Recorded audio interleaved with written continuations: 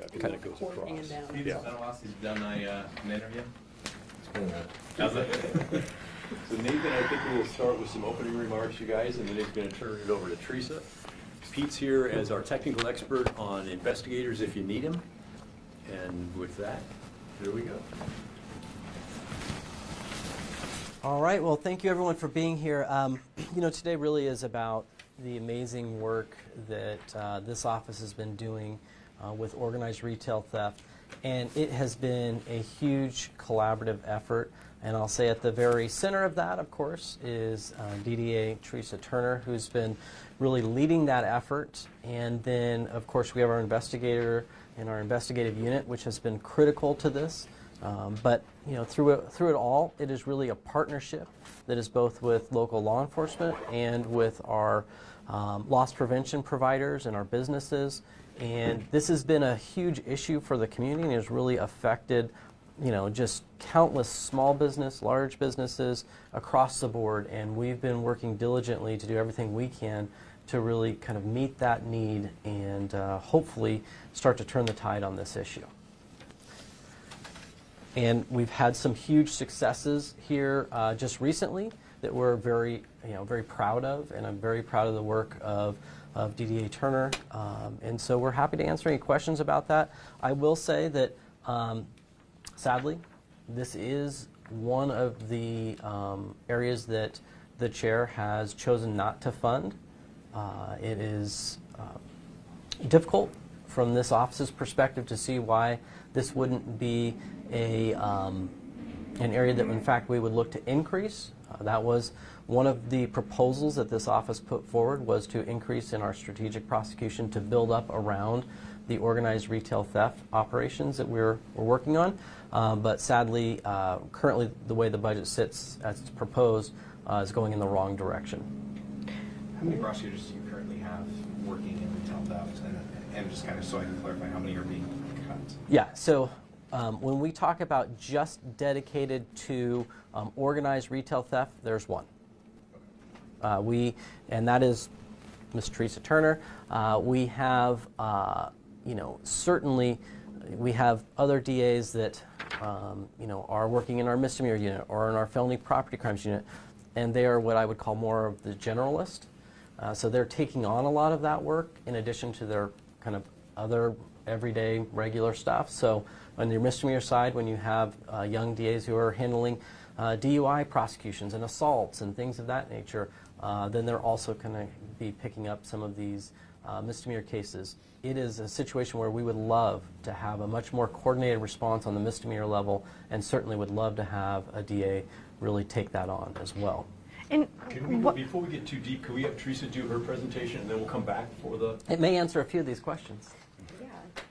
Okay, I'm going to show you on here, but we're going to go ahead and also be able to provide you with these videos as well. So this is Melvin Johnson. I'll go ahead and play this right here. And Melvin Johnson, along with his other two co-conspirators, they would go in, load merchandise onto a cart. Mr. Johnson would go in and push the cart out the door. He did this on 11 separate incidents in Multnomah County. The loss was over $10,000.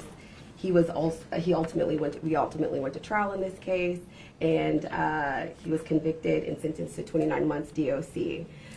He was well known to the retailer in this video. They knew him by name, would even call him by name when he would enter the store, him and his co-conspirators. Here's some pictures of him walking out on separate incidents with that merchandise, carts fully loaded. That's what store? Looks like Home Depot. Home Depot. Yeah. Yeah, so look, but I mean, he's at a Home Depot. We're a little hesitant to announce that. Yeah, I'm always really careful about stating what the retailer's name is, but on a video like this, you'll be able to see, as well as with any court documents that you would get. I'm careful about saying their name without conversation prior to. Yeah. I mean, those are home improvement supplies. Yes, they are. For thousands of dollars from what I can see there. Thousands in of the dollars. photos. Yeah. Yeah. Okay. And we're going to certainly highlight kind of the overall caseload that DDA Turner is handling, but these are some very specific examples to really highlight the work that she's seeing on a daily basis.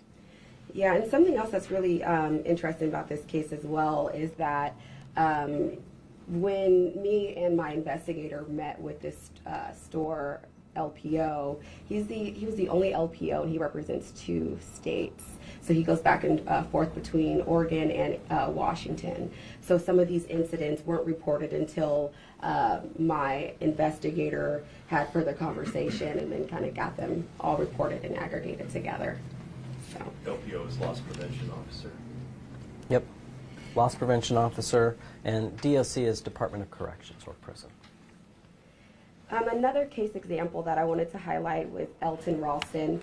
In less than 5 months, he committed over 79 thefts and caused over $57,000 in loss to a single retailer. The individual in this incident, he was switching the barcode for different sell items so that when he would take it through self-checkout and ring it up, it would be substantially lower. One example of this is that he rung up a light fixture and actually took a AC unit. And so there was a $450 difference. You'll see some pictures that I provided where it has the receipt, amount, and how much he paid. For example, on one of these incidents, he only paid $111, but the merchandise that he took was over $1,200. And just to confirm, it's Elton, not Elston, like the sheet says. It's Elton. Okay.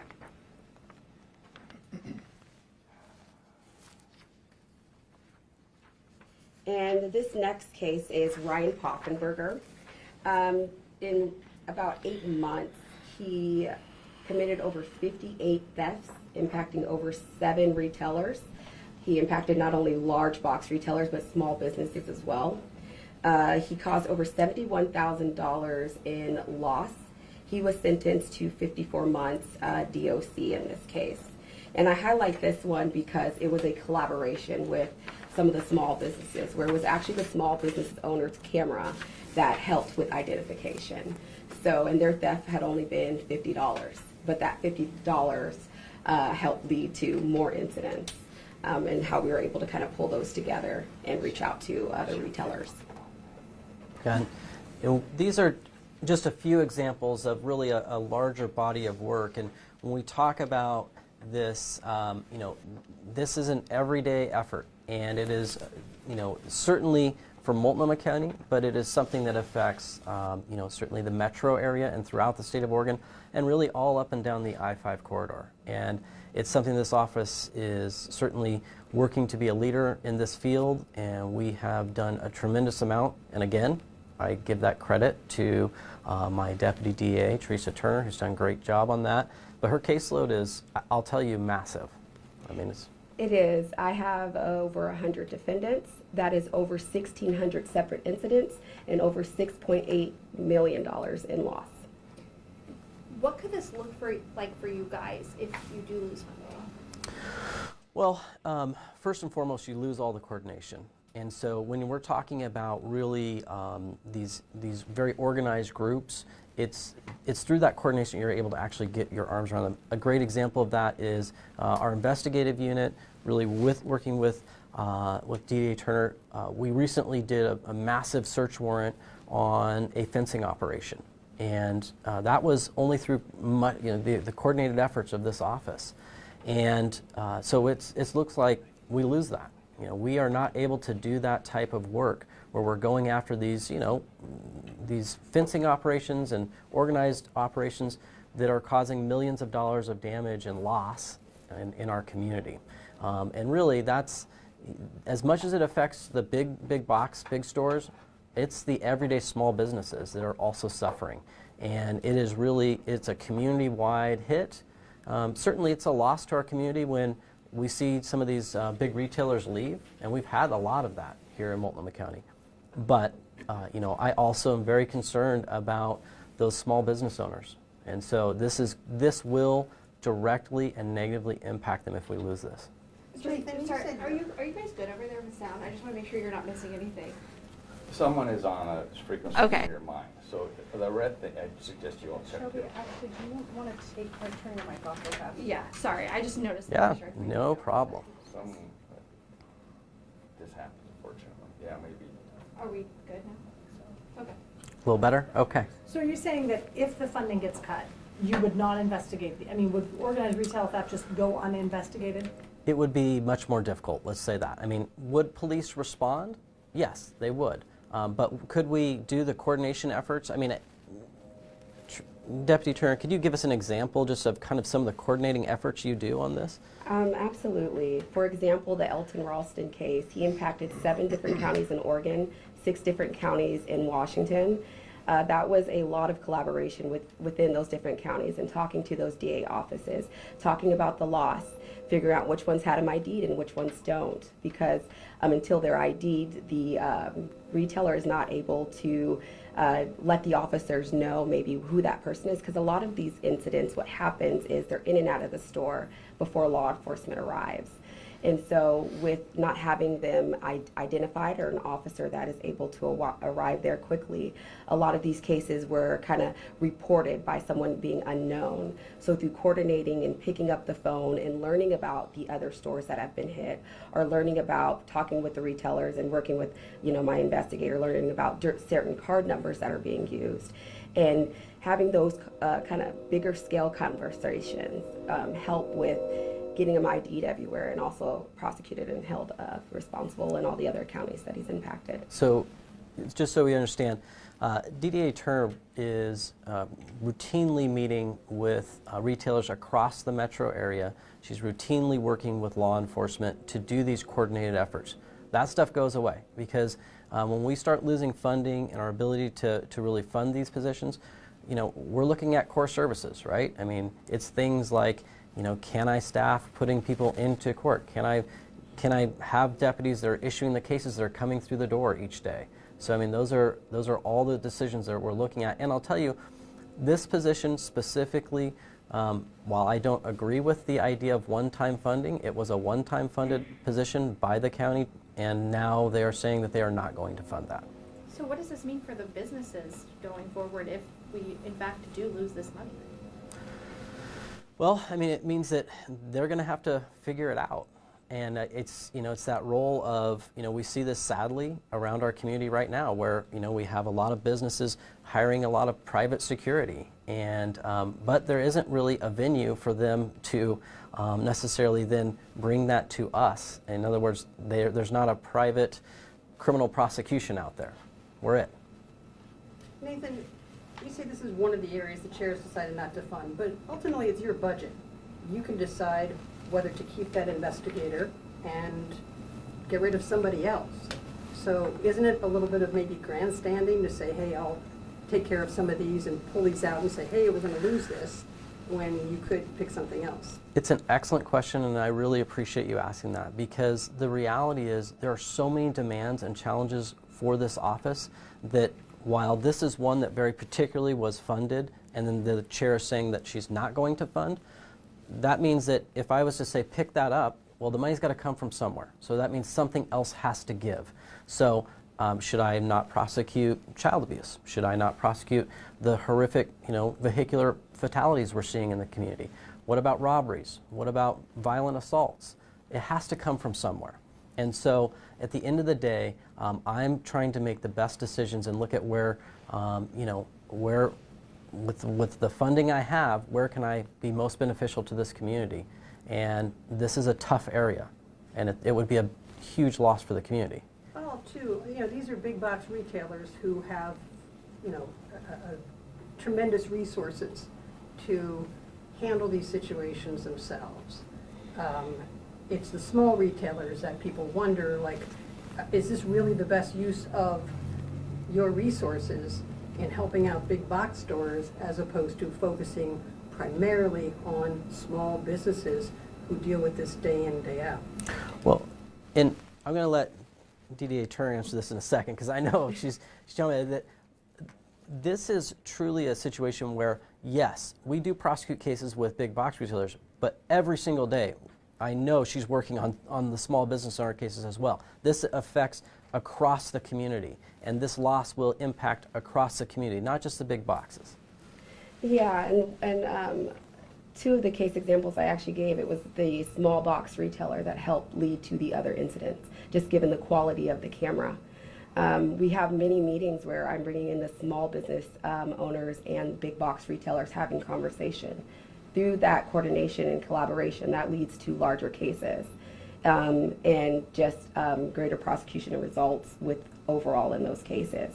So I'm working with them often with the small retailers that reach out to figure out who their top list is. My caseload is small retailers and large retailers, top 5 offenders. That's what primarily my caseload is of, and their connection with organized retail crime and how they're moving and their patterns. And what we have is, for example, when we're doing those retail missions, what will happen is there will be a lot of resources on that one day, a lot of focused resources on that one day, but then afterwards, what is going on and who's following up. And that is where the investigators really come in. And they're doing a lot of work, and it's us looking at this from like a bird's eye view and connecting them all together, because what we're finding out is the same people that are going to the large box retailers are also going to the small businesses. That is what we're finding out when we're sitting down at these meetings and having these conversations. Yeah, and I don't know if you remember a recent example where this office, and I know we consulted heavily with DDA Turnaround, is that we had a burglary ring that was hitting hundreds of small businesses in the community. And so we went out and worked diligently to break that ring up, to stop that. So this is an office where we look across the community and are saying, how do we really go after the individuals that are having the largest impact on the community, whether it's small business or large? Quick clarifying question, just on the budget, you're saying this, your DDA Turner's job and these investigations, separate line item, not really under the DA's budget. It's a separate thing that was funded by the county? So how it works out is we have what we call our kind of our baked in or set budget, and then there are what we call one-time funding. So in previous years, the chair put this as a one-time funding, and so then essentially that was not rolled over or not put into our budget, and the chair is saying she's not putting forward the funding to continue this work. And then just on what you were saying, when you meet with the businesses, are you meeting proactively with them or just after they've had a theft incident? Proactively, we've done trainings with small and large businesses on writing reports, what we need when cases are referred over. Our investigator, for some of them, where they're not able to afford security or some of the different technology that some of the big box retailers have, my investigator is able to come in with the resources that she has and help with identifications and help with kind of gathering a lot of the cases together. And to clarify, is that investigator also funded under the DA's funding? Is that how that works? Yes, I believe that is correct, yes. We have some state. Well, yeah, we have 2 retail theft investigators. One is funded through the state Criminal Justice Commission. It's a grant funded. The other position, the city of Portland, has been the task force partner for the last 2 years. Again, we hope that continues on both ends, but those investigators are working exclusively on retail theft, both organized and then working closely with the Portland Police Bureau on the missions. You see, they make arrests, 10, 12 people arrested. But to DDA Turner's point, a lot of what the investigators do is after the fact, when the mission's over and officers go back on patrol, there's a lot of follow-up that needs done. It's more surveillance video picked up, re-interviewing witnesses, getting loss prevention reports, and looking at images and saying, hey, that's the same guy that hit this small business or the jewelry store or the clothing boutique. And that's what we see time and time again, is that investigative side within Multnomah County. These are the only 2 investigators doing it 40 hours a week. Everybody else is doing it ad hoc when they have time, and working closely with DDA Turner and really the surrounding agencies and counties, because we have suspects who go from Clackamas County to Washington County to Clark County to Portland to San Francisco to Seattle. They're hitting big stores, big name stores, and that's what they do.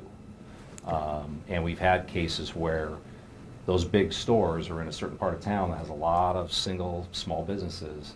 When we take off the right person, everybody sees the benefits.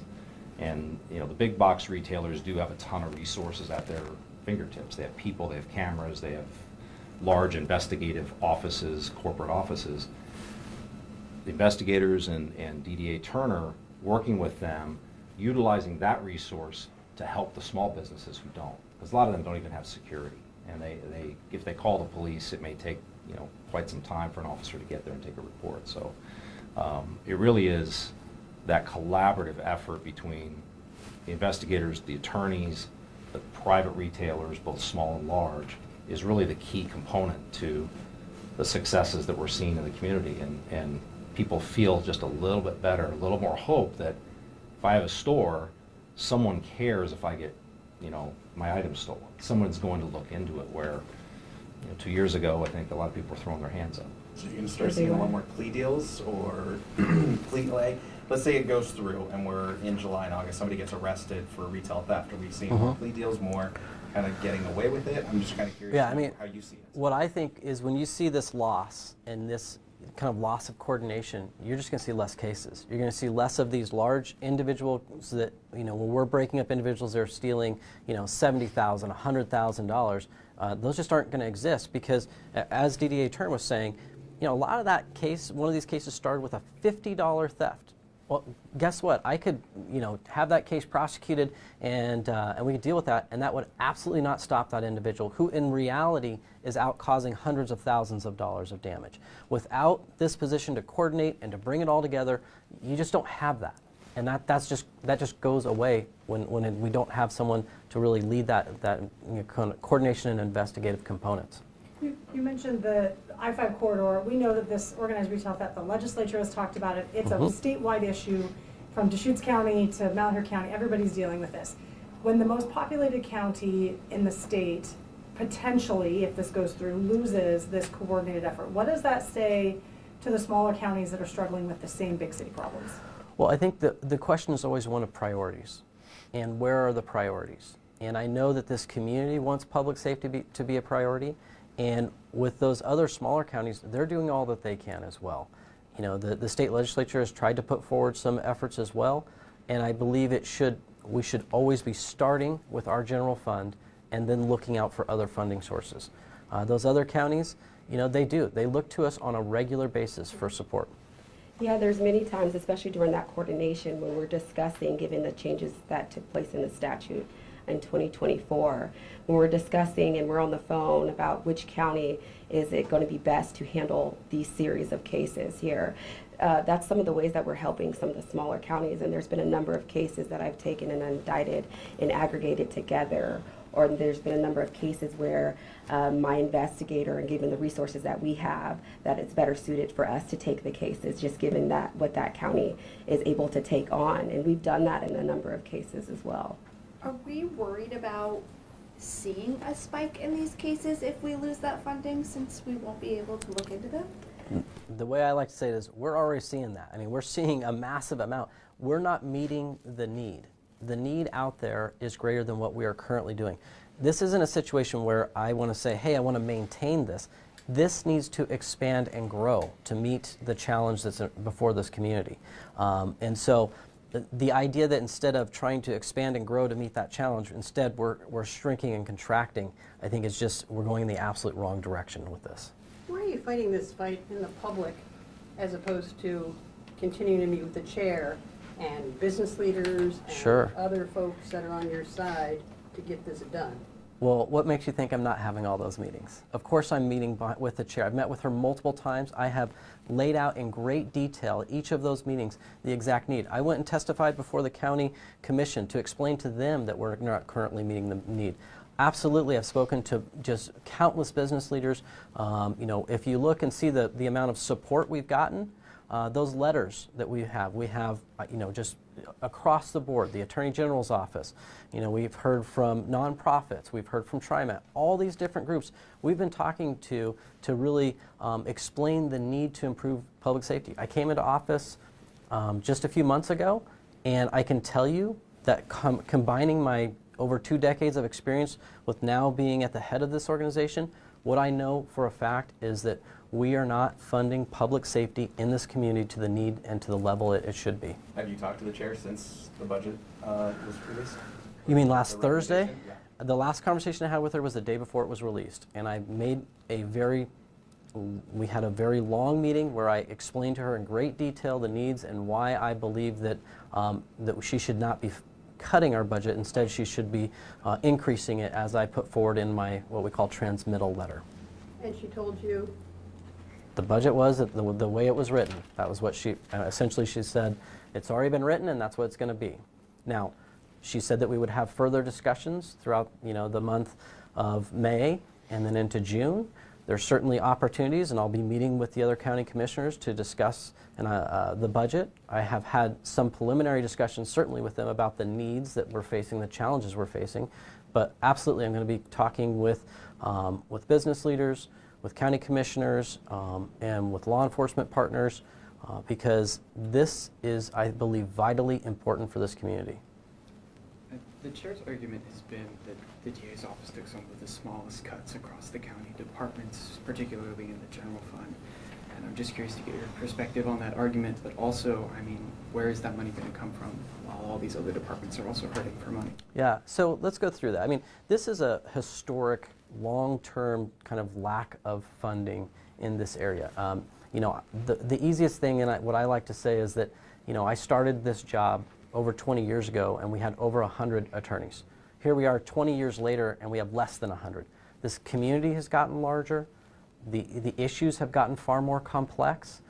So this is a situation where, I see attorneys sadly leaving my office, and what they tell me is, it's overwhelming. The caseloads are high, the cases are complex, the demands are unending. And when I talk about this, we're scheduled to lose 5% of our current service level, 5%.